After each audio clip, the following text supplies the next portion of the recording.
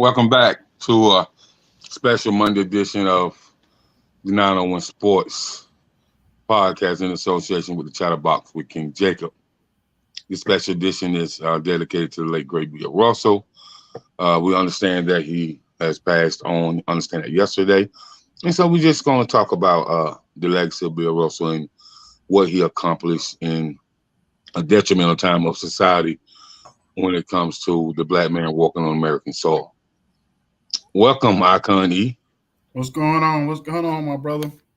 Ain't much, man. Ain't much, man. And I think these times that we're living in, and when we have podcasts, we definitely have to pay homage. Mm-hmm. Definitely. Yeah. And we've heard the stories about the great Bill Russell, but on the basketball court. But he was a mentor. He was a community activist. He was overall a great man. And people just loved him. They loved his spirit, and they love how he navigated through society. Even when his career was over with, he was still in full effect with many of the players in the NBA. The young ones loved him, man. I heard so many people say things about him on the Twitter feed, from Carmelo to LeBron, to Michael Jordan, to Charles Barkley, Trae Young, Chris Paul, Kyle Kuzma, just a lot of different players, man. So what is your take on Bill Russell, as you've been watching sports and as you come to know about him as a trailblazer in the sport of basketball to make it possible for players to be where they're at today? Bill Russell, to me,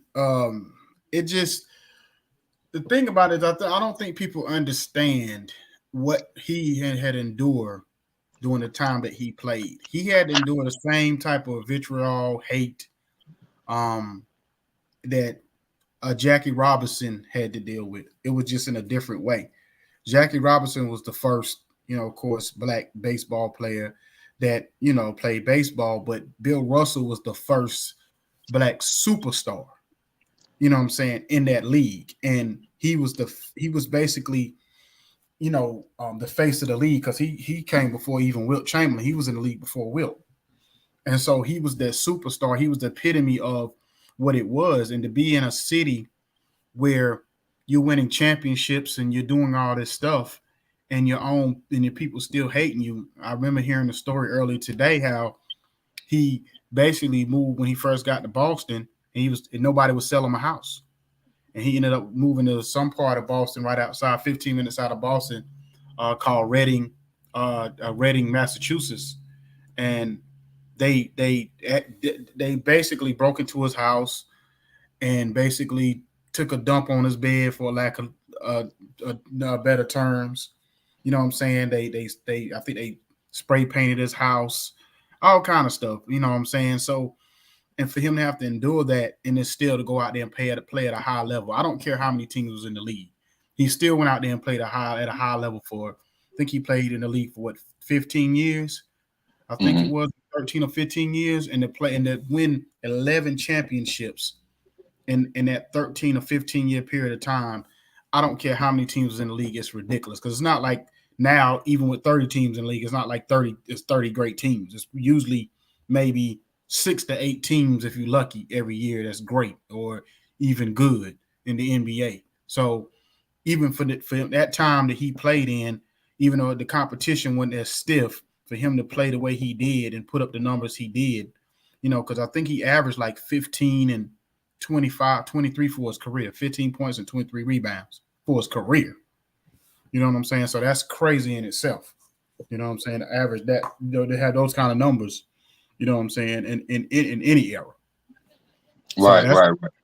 That's kind of what I kind of most, took away from what I've been hearing over the last couple of days is, a lot of people may not look at him as the GOAT, but just what he went through in even in certain eras like Jordan, Barkley, and Magic era, they didn't even fight it. They didn't even fight in the civil rights movement situations. They didn't get involved at all.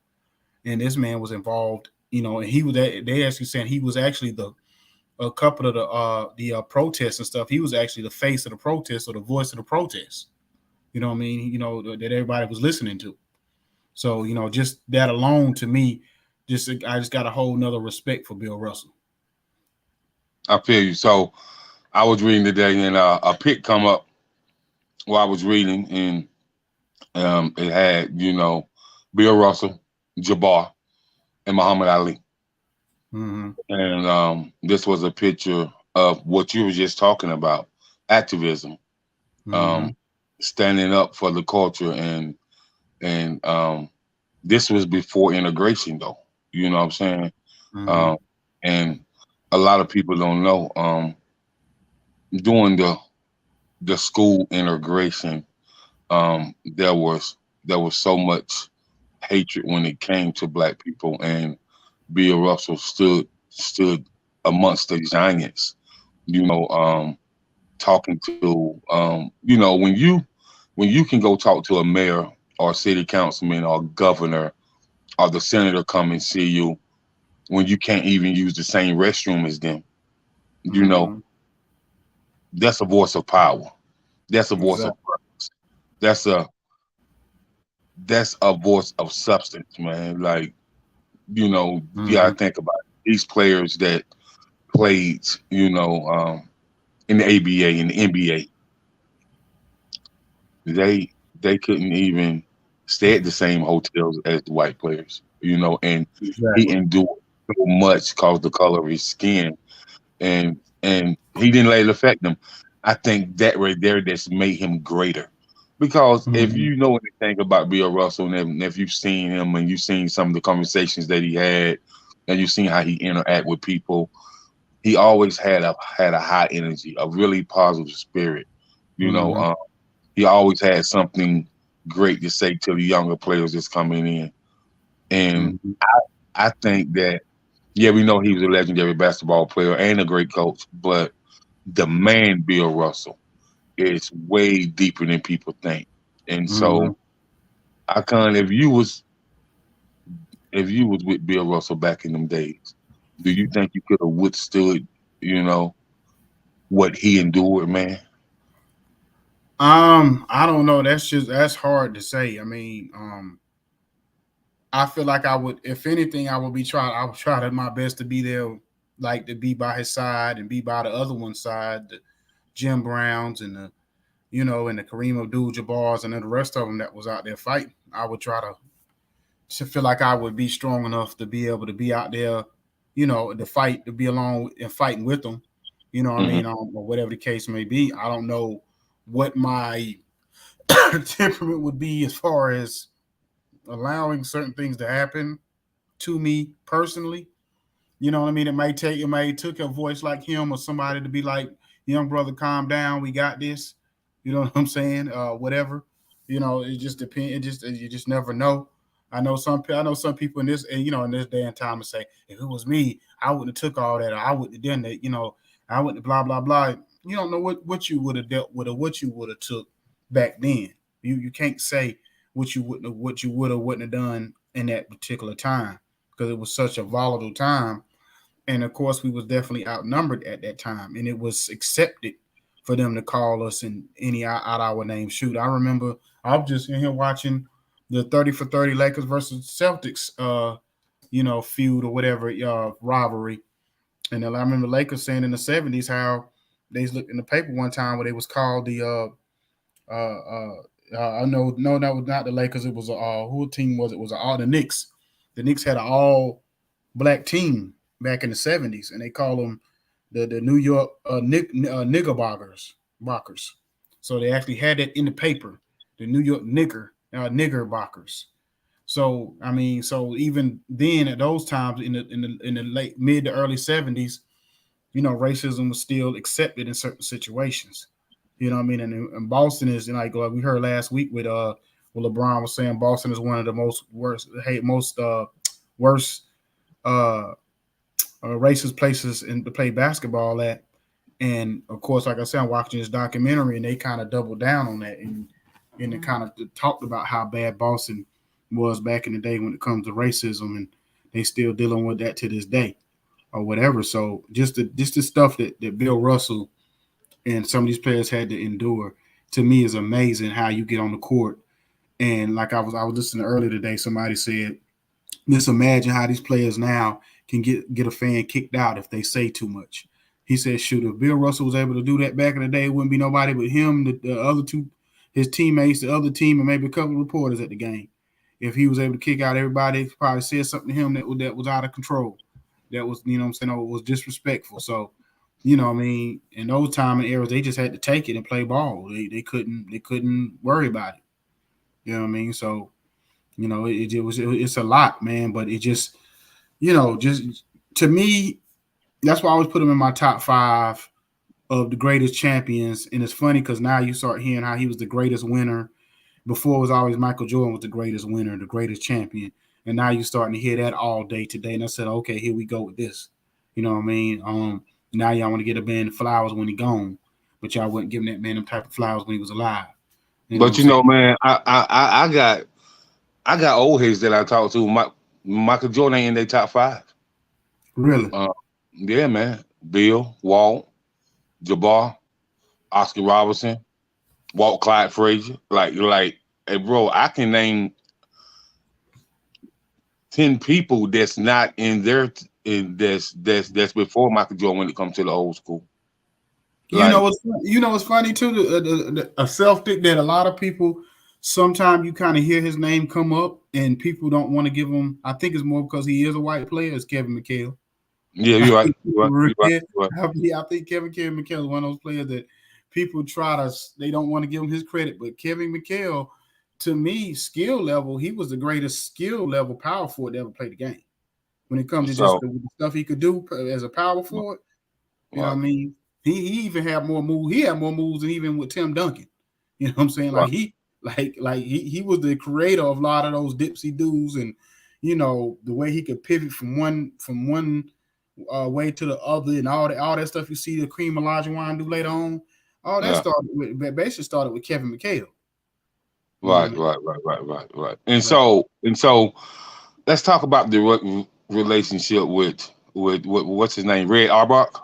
Mm-hmm. That's the name, and Bill Russell, man. So you had Bill Russell first, and then you had Casey and Sam Jones, and so at a time when you had, you know, a white guy to stand up for you, like he stood up for Bill Russell and Casey and Sam Jones and all those players, man. So that relationship that he had with Red Auerbach. So back then, what do you think like that was looked as when it comes to people, you know, like, because people we can talk about him being great, man, but the things he endured mentally and emotionally as, you know, being this black iconic player, you know, as having, you know, a white Irish coach take up for him and stand up to the media and stand up to the press and go toe to toe with them. And then, you know, the civil rights movement, you know, the Great Depression days, you know, Bill Russell endured all of that, but he never said a mumbling word. He spoke his piece about the culture, uplifted the culture, and he kept this energy real. He had a way about him that if you was a human being, how could you not like Bill Russell? And so with that being said, there was not too many relationships like him and his coach had. So why do you think that coach stood up for him like that? Well, I think for one, I think Red Auerbach, and I was just thinking about this when I was watching this documentary. I think Red Auerbach just wanted to win. I mean, he was a competitive person, and he could see that Bill Russell was. I think him and Bill Russell was a lot alike. Both of them just wanted to win, and I think that he knew that Bill. What people don't realize, Bill Russell was a very unselfish player. You know, a lot of people tell you that Bill Russell could have averaged 30 points a game, but that what he passed the ball just as well as he, you know, and got his teammates involved, and he knew, because that's why he wrote the book when Kobe was saying basically that, you know, Bill was the type where, you know, I let your best player get off, but everybody else ain't gonna get off. And he looked at the place that he had, you know, he had Bob Cousy and he had other players around him that could score just as good as he could or better. So he felt like My job is to get the rebound and play defense to block shots, and I get mine when I get mine. So I think that Red Auerbach just looked at him as the leader and the ultimate professional, and he didn't care what color he was. He just wanted to win. You know what I'm saying? He knew Bill Russell was going to be the one that was going to take him there or whatever. Because I don't know if you heard this story, but Red Auerbach who told him, like, you know what? If you knock one of these jokers out, you know what I'm saying? It ain't no rules that's going to get you kicked out the game or whatever the case may be. And I forgot who the player they said he knocked out. He guess the player was talking too much junk to him or whatever, and he knocked one of the players out. And after that, the player didn't mess with Bill Russell no more. You know what I mean? They knew he was no nonsense. You know what I'm saying? And after that, Bill Russell pretty much, that's when he got more boisterous and more, vocal as far as off the court issues and, on the court, nobody mess with him like that. You know what I mean? And then anybody who can go toe to toe with a Wilt Chamberlain. Wilt Chamberlain was 7'1". Bill Russell was barely 6'10". He might have been like 6'9", 6'9 and a half. So think about it. He was probably about the same height as maybe LeBron. You know what I'm saying? Like he wasn't that big. He wasn't as big as people think he was. He was just really very, very athletic and quick. But he wasn't the biggest joke in the world like people think. Oh, he was just, he wasn't as statuesque and towered over everybody, as much as Wilt did. I mean, yeah, he was bigger than some of them other little cats out there, but he wasn't as big as people think he was, but he held his own against Wilt. You know what I'm saying? Wilt might have had those 50, 60-point games against everybody else, but he wasn't doing that against Bill Russell. You know what I'm saying? Night in and night out. He wasn't doing that every time they played, and he, and when they played against each other, he pretty much dominated Wilt Chamberlain's teams. You know what I'm saying? And, for him to, so, but I just think that Bill Russell and Red Auerbach was a ultimate level of respect for each other. Because think about it, at the end of his career, right before he made him the coach, that was that time in the era where you could be a player coach. So think about that. And I was thinking about, I heard that earlier. Like I said, I've been listening to different commentation all day on Bill Russell, just trying to get a better perspective on him. And you got to think at that time, I remember Robert Parrish was saying, you got to think about it. In that particular time, Bill Russell was made a black coach in an organization, in a league that they wasn't ready for that. You know what I'm saying? So, and he won a championship as a coach. You know what I'm saying? So that just lets you know how intelligent this man was when it came to the game of basketball. For you to be the player and the coach, and you win a championship as a player's coach, and the fact I'm pretty sure he probably had to get death threats, and he probably was getting all kind of, hate to being a black coach, and especially in Boston at that particular time. Yeah. So, and then you got to think about that particular time. He was this iconic basketball player when Malcolm X was killed, when Dr. King was killed. He was an iconic basketball player, during the Rosa Parks era. So Bill had to endure a lot, to see his people getting killed like that, man. And then have to, look these white people in the face, have to go play basketball in a place where he was not wanted. You had to be a strong person to do that. A lot of people couldn't do that. That would have drove a lot of people mentally insane. You know what I mean? Yeah. So, having the strength, and I tell people all the time, we talk about generations, man. And we look at the younger generation now, man.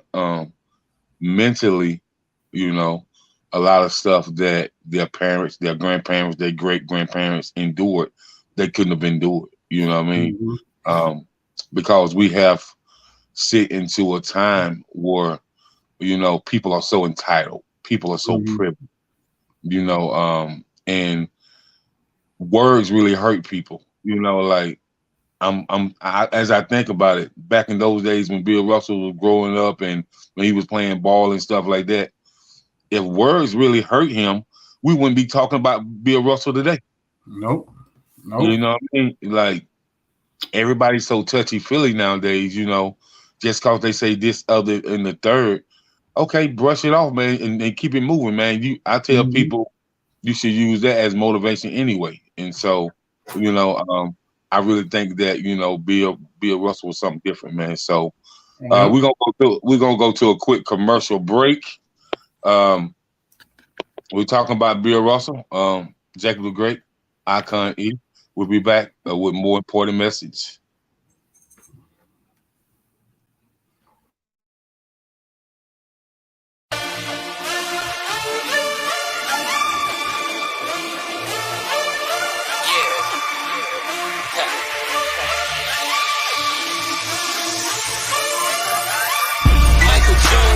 Y'all think Michael Jordan bad? Nigga, I got 5 more rings than Michael Jordan had. Michael Jordan swag. Y'all think Michael Jordan bad? Nigga, I got 5 more rings than Michael Jordan had. That Bill Russell flow, I got that Bill Russell flow. That Bill Russell flow, I got that Bill Russell flow. Michael Jordan swag. Y'all think Michael Jordan bad? Nigga, I got 5 more rings than Michael Jordan had. Yeah. Compare me to greats. On the food scale, you compare me to steaks. No sauce cause niggas throw enough salt. I'm taking action, I did enough talk. I'm bout green, no dressing on my salad. I'm the king, kiss the ring, no Cali. Ball player status, got paper like a Laker. I swear these niggas thinking that I know magic. It's so tragic, I told you to play your part. Check my highlights, I deserve a trading card. I got Nike checks, my rubber bands popping. I'm on a private jet, that's why her panties dropping. Yeah, come and let me coach you. I don't wanna tell you, you should let me show you. Yeah, I'm doing what they say can't be done. 11 rings, I define champion. Michael Jordan swag, y'all think Michael Jordan bad? Nigga, I got 5 more rings than Michael Jordan had. Michael Jordan swag, y'all think Michael Jordan bad? Nigga, I got 5 more rings than Michael Jordan had. That beard that's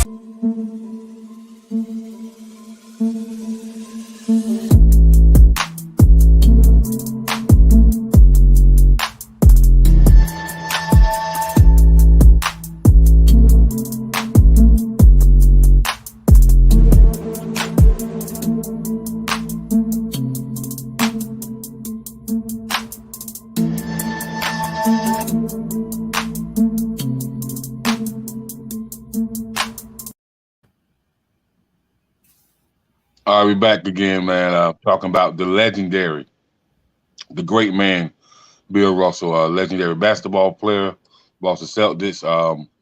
And also talking about him as a player coach, a mentor, a community activist, and just a great overall man that lived with a purpose, that lived with substance, and just wanted to, be there for his culture to uproot and inspire the culture to keep going.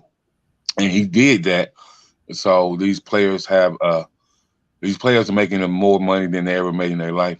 But we have to pay homage for players that paved the way. We have to pay homage to people like Bill Russell and Wilden and Walt Clyde Frazier and Earl Monroe and all these great players that paved the way, man. Like people like Pistol Pete and Jerry West and just people that really, really paved the way, man. Dr. J and Kareem Abdul-Jabbar and the things they went through in the ABA before they got to the NBA.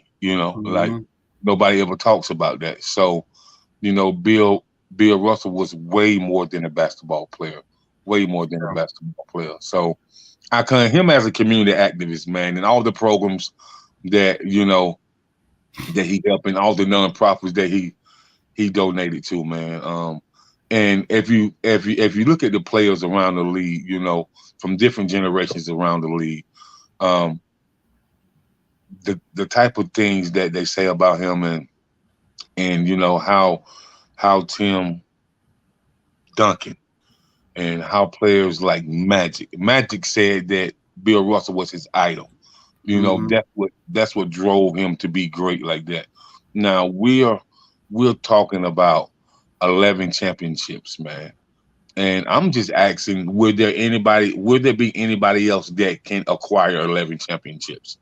Like we talking about 11 NBA championships. He don't have enough fingers to put the rings on. You know what I mean? Mm-hmm. He said he said that all he's seen when he went out there, man, is being an expert of what he did. Achieving excellence and achieving greatness that can help inspire other people. And don't get it twisted. He didn't just only inspire, black people, man. That man inspired everybody that touched the basketball. And so with them 11 championships, man, what does 11 championships say to you? Well, see, this is the thing I go back to, and I know people want to talk about it, wasn't as many teams in that era and all that kind of crazy nonsense that make no sense at times. But I'm gonna say this: in this day and time, and whatever, and even go back to people, and I hate to use him as an example, but I'm just using it. He's the epitome of the sport. Even Michael Jordan himself had I ain't gonna say a mental breakdown, but mentally he had to take a break because of stuff that he was dealing with off the court or whatever. And so Bill Russell had to deal with a lot more vitriol, hate, and things off the court than that was on a Jackie Robinson type level, that he was on the front lines like a Martin Luther King in certain situations, dealing with civil rights type stuff that was going on back then. So for you to win 11 championships, and they even had a story with Michael Jordan, I guess he was at a game or something, and then Michael Jordan looked over him and said, "I'm coming for your record." And Bill Russell said, "Which one?" You know what I'm saying? Because, that's one thing that's never going to happen. You're never going to see another player win 11 championships. You know what I'm saying? Just to have a player to go to 10 alone, like LeBron did, is crazy in itself. But to win 11 championships, you never see that. We'll never see that again. For one, most of these players are not mentally tough enough to keep going back and doing it over and over again. And two, if a lot of these players, if they think about a couple of years ago in the bubble, and all the teams that pretty much said they was having a hard time just being away from their families during that time, during that little 3-month period, and how a lot of them was having mental, I ain't gonna say breakdowns, but they mentally they couldn't really handle being away, and they couldn't focus on the game because they were more focused on, the environment they were in and being away from their families, and they had to literally fly the families in when they thought it was safe to keep these guys mentally intact. You know what I'm saying? And we just talking about being away from your family for a few months while you play basketball, the game you love. And we've all been in jobs before. We had to be away from our families for time being. So when I was in the military or different jobs I've had, or even now, I'm away from my family all the time. You know what I'm saying? And these guys can't even deal with that, where this man was dealing with this for his whole career, dealing with this hate, and still won 11 championships. You know what I'm saying? Let's let that sink in. He won 11 championships dealing with all this hate that you see on TV to this day. You know what I'm saying? And so to me, I have more respect from him than any basketball player there's ever been in life. He's the top of the totem pole when it comes to the respect level. I'll put him, Jackie Robinson, them two, like Muhammad Ali, those three, when it comes to the stuff they did off the court, off the field, I put them at the top of the totem pole. You know what I'm saying? You know what I mean? And then, people may not want to say it, man, but LeBron has followed those guys' footsteps. Yeah. So, and I was gonna say that because it's almost like, and it kind of bothered me a little bit. I said, so during the time when like Rodney King got beat up, and during that era, none of those players stood up for Justice at that time. And even Craig Hodges said, I tried to go to Magic, I tried to go to Jordan, they didn't want to have nothing to do with it. And I'm like, how did that skip a whole generation where it had to be where the LeBrons and the Dwayne Wades and the Carmelo Anthonys, and now you see a Jaylen Brown and certain players now in this era have to fight for justice, but it skipped the whole entire generation of that 80s and 90s era, early 90s. I don't get that. So it's almost like we lost the opportunity during that time, because all of what Kareem and Bill and them did, Magic and Jordan, all them kind of let it go to the wayside because they was more concerned with trying to keep the image of the league up than they weren't worrying about what was going on in their own communities at that time. Right. So it bothered me for the first, the first time was the first time I really thought about the opportunity that we lost, that we dropped the ball, and those players should be ashamed of themselves in that particular era when they could have fought for, because we were still, it's not like racism went away in the 80s. You know what I'm saying? It was still there in the 80s and 90s. We just didn't fight for it. You know what I'm saying? At that time. You know what I'm saying? So, you know, I mean, that's kind of what I thought about earlier. You know what I mean? And so do you think, you know, as far as why we didn't fight for it in the 80s and 90s, because everybody was so caught up in trying to be this superstar with the fame and the fortune and trying to be somebody who people thought they couldn't be. And do you think mentally they just blocked it out? Probably part of it. And it's funny because the guy who I don't know if you heard about the golfer who like basically would beat Michael Jordan golf all the time. And they said when Jordan won the championship, I think it was in 93, he didn't go to the White House after the game. He went and played golf instead of going to the White House, you know, like they do after they win championship. And Jesse Helms had just won the election or whatever, the governor race, I think, in North Carolina or whatever it was. And basically he said, well, it ain't going to be, after he won, he said, no, it's not going to be a party in the hood tonight. And they said that was kind of like the downfall of Jordan in that particular time, because they came with Jordan with all barrels when it came to the gambling and all of that kind of stuff. And basically that's why he had to walk away from the league. So, and then they ended up dropping the whole investigation on his gambling stuff, you know what I'm saying, because he decided to walk away, you know, along with his dad dying, but he walked away a lot because of that. And because basically it was like, how dare you disrespect us and not come to the White House, you know what I'm saying, after y'all won the championship. You know what I mean? He decided. So okay, I'm across the fence with the icon. Mm-hmm. You know, when we talk about this thing, quote unquote, called the White House, do people really know why it's called the White House? Or why it was created, you know, and a lot of people that don't talk about it know about it. And so the thing about inviting us to the White House, we don't want your pity party, man. Why do I want to come to the White House and the White House has not passed a bill to change the culture ever, man? Yeah, they got white bills, man, but in those fine prints of those bills, man, those bill is to keep you at bay, to keep me to do what you say that I have to do, not to uproar the community or not to inspire the community to go far, man. And so I can understand why some people don't go to the White House. It's okay. It's just like Tom Brady didn't go to the White House when Obama was in the White House. I don't see nobody. They didn't talk about that too much. They didn't care. You know what I mean? And so with Mike, man, it's only a problem when we don't go. You know what I'm saying? When we don't go to the White House, then we've been unpatriotic. You know what I'm saying? We hate America when we don't do certain stuff. You know what I'm saying? Or whatever the case may be. Anytime we make a comment that goes against what America is doing, then we need to get up out of the country and all that kind of stuff.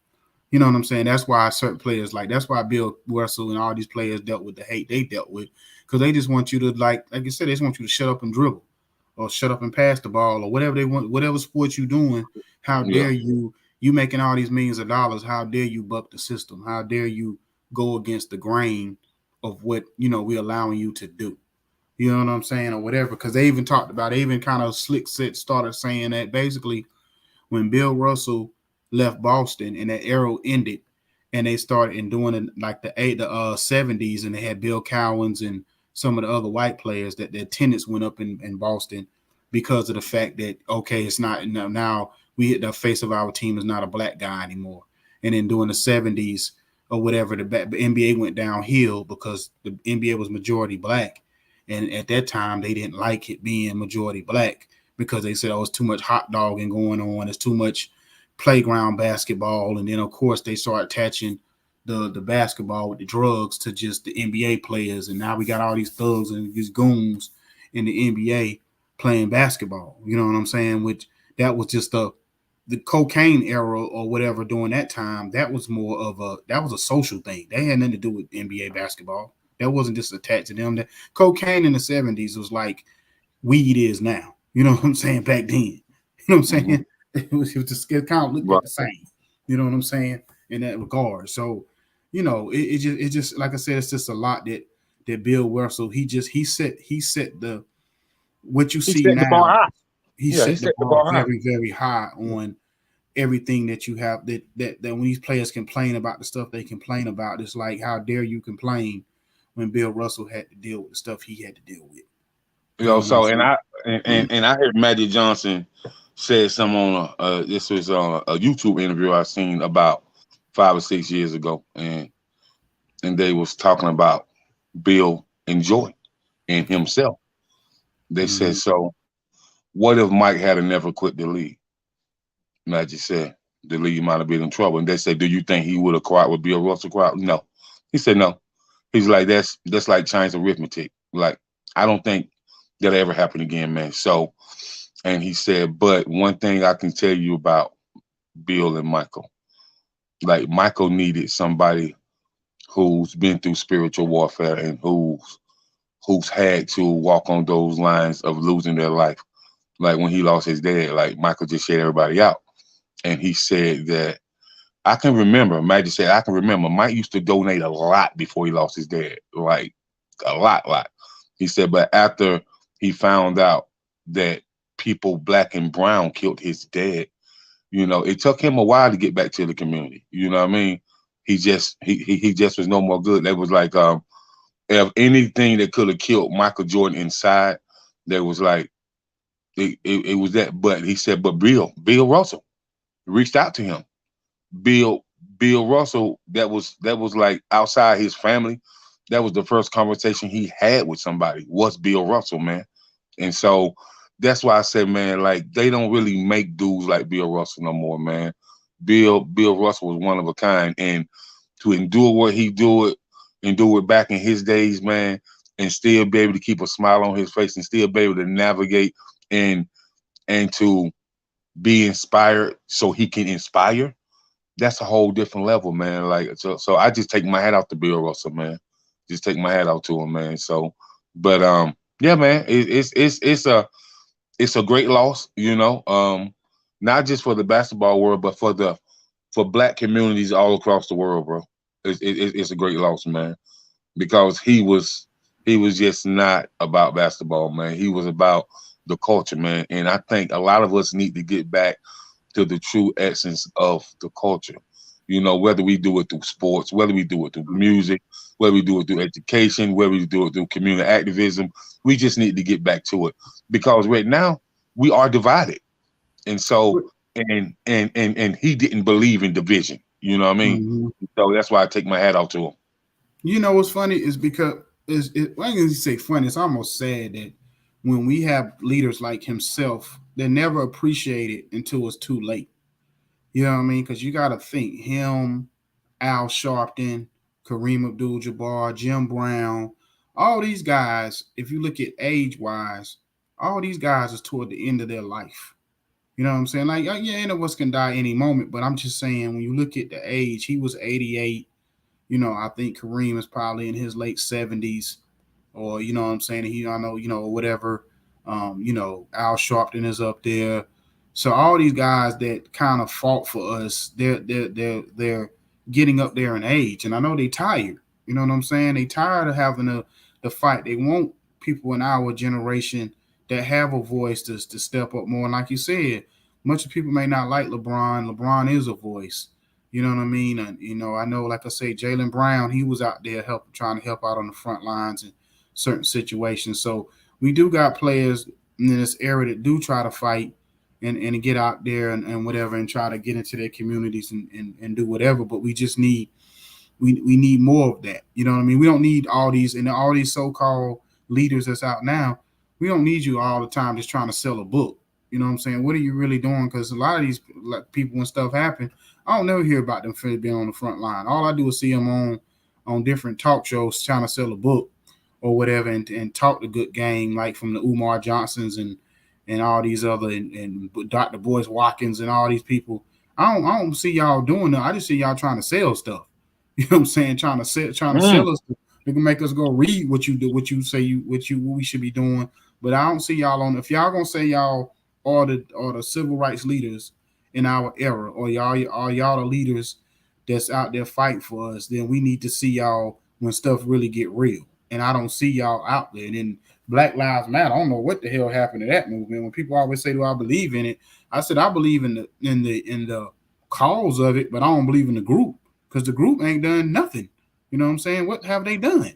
You know what I'm saying? So I don't. You know, just like, you know, when the Black Lives Matter was first put together, and I remember when they started having meetings, I forgot which situation was behind. I think it was before the George Floyd situation, but it was one of those situations where it might have been George Floyd, but it was when they was going to go fight, or they was having a meeting about it, and they started arguing about 40 acres and a mule type scenarios. And I'm like, hold on, that's not where we at right now. Right now, we fighting police brutality. I said we could get back to 40 acres and a mule when it's time, but right now we need to stick to the game plan. Y'all done flip the script and y'all going way left because y'all starting to think about is self-preservation as far as what you can get out of it from a monetary value. That's not what we need at this moment in time. Let's get this first fight out the way. Then we can go to the 40 acres and the mule. Then we can go to even when people say the black on black crime stuff. Okay, first let's get this out the way. Then we go to that. But that's kind of where we miss the boat a lot of times is we be all over the place. So if we don't know what we're doing, how the hell are they supposed to know how to help us if we don't even know how to help ourselves? You know what I'm saying? So that's kind of what I see is like that's the one thing with the Bill Russells and the Martin Luther Kings and the Malcolm X's is they had an educated plan and they knew what they was doing. So just think about it. Let's just say the LeBrons of the world and all these people, if they wanted to have put together something like when they was fighting for their stuff when they was in the NBA and they was thinking about not playing and all that kind of stuff. If they would have had these so-called leaders who understands how to organize protesting and stuff like that, then they would have been the face of these protests. When you seen all these people around the country fighting, where was the people that were supposed to be the so-called black leaders? Why wasn't they the head of all of these protests to make sure that it stayed organized and we got what we needed to do out the deal instead of people just tearing up cities and knocking down statues and burning down everything? It should have been some black leaders out there saying, this is how you organize, this is how you put stuff together to make stuff go. I can tell you one black leader that people don't support enough. Who's that? Even though he's a lawyer. I don't feel like we support Ben Crump enough. You said Bill Crump? Ben Crump. Ben Crump? Yeah, man. Ben Crump is the truth as far as being a civil rights lawyer, man. He's the truth, man. Mm-hmm. He worked that Breonna Taylor case. He worked that Mike Brown case. Like he's the truth, man. Yeah, And he ain't scared to put his face on Front Street. Yeah, I had to know what he was talking about. I didn't remember the name. I just had to remember what he was. Yeah, man. And he know that he can get killed any day, man. Mm-hmm. You know, Angela Rye's a good one too. I like Angela Rye a lot. Angela Rye get out there, and she'll get out there and you know get with them white folks too, man. When they kind of like going against us. Right. So somebody on TikTok told me, I think you my dad. What what you say? They only make money when black men die. You talking about the Black Lives Matter movement? Leon, who you talking about exactly? But yeah, so yeah, that's what I just said, man. That's what I said when I just when it comes to like Bill Russell and them, it's like, cause see, I got to think during that time, during the bubble situation, the riots and stuff, the basketball players and the NFL players and all, they only had to deal with that for a certain amount of time, for a couple of months, that they was out there fighting and stuff or whatever, and trying to, protest or whatever they was doing. These guys was dealing with it for 15, 20 years of their career. Yeah. They still Decade. had to go out there and had to play at a high level. And you know what I'm saying? And probably was getting caught in from nigga to coon to gorilla to everything else you can think in the name in the book while they was running up and down that court. You know what I mean? Or whatever. And don't and just imagine what they were doing, probably dealing when they was walking around in the city. You know what I'm saying? Once again, Bill Russell, when he first moved to Boston, couldn't even buy a house in Boston. You know what I mean? And when he finally got his house, the first week he was there, whatever, they broke in his house and basically shit in his bed and spray painted his walls. You know what I'm saying? So, I mean, like I said, man, the respect level I got from him, he always gonna be in my top 5. I don't care who come along in basketball. Bill Russell gonna always be in my top 5. And the thing about with basketball, and I thought about it today, basketball is the only sport where we have to make one person the ultimate GOAT. You know what I'm saying? All these guys contribute in their own way. It does not have to be one person that we have to make the ultimate GOAT for us to appreciate the other one. You know what I'm saying? You know what I mean? I shouldn't have to be able to say I have to appreciate Michael Jordan more than I do Bill Russell, more than I do Kobe or LeBron or whoever, Kareem or whoever. I shouldn't have to say that. You know what I'm saying? All these guys contributed to basketball, and some of these guys contributed off the court just as much they did on the court. You know what I'm saying? And that's the most important thing. When you get all this money and this power and this fame, what are you doing off the court? What are you doing off the field that's contributing back to your neighborhood and to your community? That's what some of these rappers can learn. These rappers can learn you can still help your community back out without being in the middle of it in the front line of a drug deal and all that, to keep it real in your neighborhood. If you want to keep it real in your neighborhood, you know what I'm saying, you can still stay in Buckhead and out in Beverly Hills and still pull people out and give back to your neighborhood. It doesn't make no sense for you to be living in your neighborhood, getting yourself shot up and killed and hated on, you know what I'm saying, like that, when you can just easily reach back. You don't have to live in it to reach back to show people that you're real and that you care about them. You know what I'm saying? And that's what some of these guys can learn that's in the entertainment field. I heard even Spice One. And you know what I'm saying? I know you old school like me, so you know Spice One, when them old, he one of them triple OGs. I heard him on an interview today say the whole point of it is just to survive. He said if you get out, stay out. You know what I'm saying? You reach back, but you don't go back into the jungle where you came from to basically say, oh, I gotta keep it real.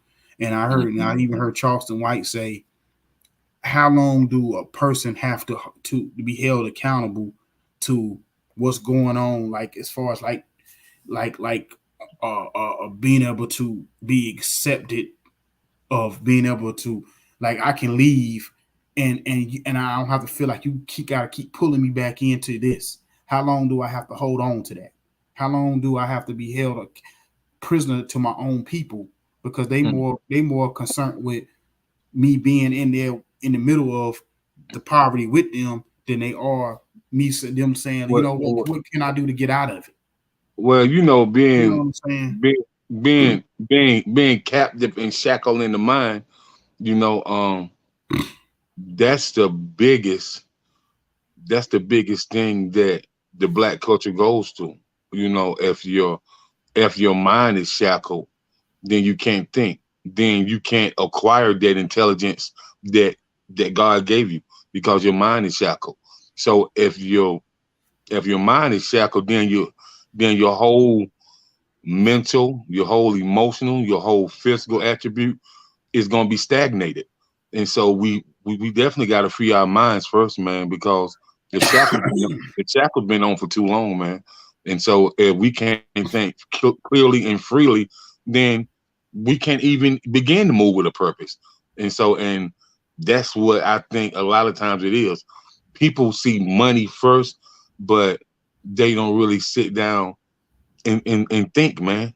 Like Yeah. you can see all the money you want, you can make all the money you want, but man, you know, a person with money with no intellectual level is just a dummy walking blind. Yeah, and I see Ethan over here. He was saying that Kobe is one of the few players that give players from the past they I guess their respect, and the players of today dislike the players of the past. I don't think that's necessarily what it is. I think what it is that players today they can't take criticism. Like when me and my man Jacob over here grew up, when an older man in the community corrected you or told you something you was doing wrong that you need to do better, you took it as him trying to, help you, and you took heed to that to try to be a better person. These players nowadays, when a Charles Barkley or a Shaq or somebody from the old school talks about their game or something they don't like about what is, and most time it's about something they doing on the court or the field. It's not even nothing personal. Then they look at it as a personal attack, and they get all in their feelings about it. So I think it's more the fact that it's a disconnect of somebody from the old school saying, "Look, young fella, I see what you're going through. I see what's going on with you." Like when Shaq talks to other big men, if you do certain things, you can be great like me. I'm telling you the blueprint to being great. You know what I'm saying? Or Charles Barkley saying that certain things, like he's saying to him and Kevin Durant, their little beef. Kevin Durant, if you just decide to take on your own team and basically build your own team out, then the respect you're looking for, you'll get, or whatever, instead of jumping on everybody else's team. Whether you agree or disagree with it, it's just that constructive criticism that the old school try to get passed down to the new school, and for whatever reason, they don't want to hear it. And it's not just in basketball, it's in life. These young people nowadays, they don't want to, I don't know how you are, Ethan, but these young people in life don't want to take the constructive criticism that because I'm 45 years old, about to be 46 this month. Jacob is in his, I think, 47, 48 years old himself. Right. So we've been through certain things that we know that we see what's about to happen with these young people. And it's, and it's older people that I had in my life. I had mentors, and most of them done passed on. But I would listen to my OGs that's 60, 70 years old that would tell me certain things that they seen that I could do better. And I wouldn't get all in my feelings about it. And I'm going to tell you something about an older person.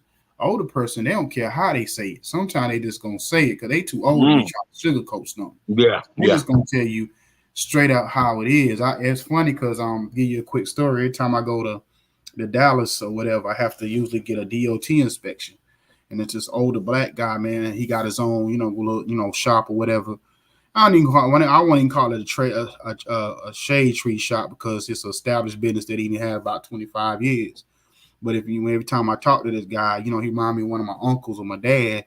When he tell you something, he just says straight up, no chaser. And, if I was like some of these guys today, I would probably get in my feelings about it. And who you talking to, old man, or whatever. But, but at the same time, he has that wisdom and he has that straightforwardness. But then you can see that softness come out of him in the same conversation. So you can see that good heart about him. Then you can see that rough side to him at the same time. You know what I'm saying? But at the same time, being I came from that world and that environment of dealing with older men who just gonna tell you straight up how you need to hear it, then I understand it and I respect it and I actually enjoy being around them every time I go. So I try to make a habit, especially if I got to get my truck looked at, I make sure I take it to him just because he makes my day, just being around him. I call him Unc as soon as I walk in there. What's up, Unc? You know what I'm saying? I only see him 4 or 5 times a year, but every time I walk in, what's up, Unc? You know what I mean, or whatever. So that's just the way, and it's just a sign of respect. It's just like some people get mad when somebody call you OG. Oh man, I don't like being called OG. I don't like being called Unc. I don't know why. That's a sign of respect. You know what I'm saying? I could walk into a gas station and some young guy white paws man past me and say, "What's up, OG?" Well, you know what I'm saying, or whatever. I don't look at it as them saying I'm old.